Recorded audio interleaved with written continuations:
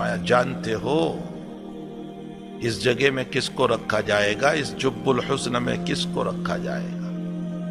فرمایا ریاکاروں کو رکھا جائے گا، اللہ، دکھلاوا کرنے والوں کو، شہرت والوں کو، جو دکھلاوے کے لیے کام کرتا ہے، جس کا نام صرف دکھلانا ہے، صرف دکھلانا، ان کو اس جگہ رکھا جائے گا۔ کیسا سخت عذاب ہوگا، جس جگہ سے جہنم پناہ مانگتی ہے اس جگہ پر اس ریاکار کو رکھا جائے گا۔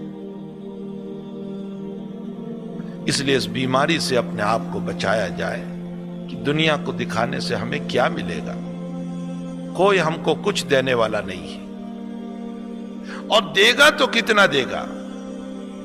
2 میٹھے کلمے بول دے گا، 2 اچھے کلمے بول دے گا، 2 5 10 $50 دے دے گا، کیا دے گا؟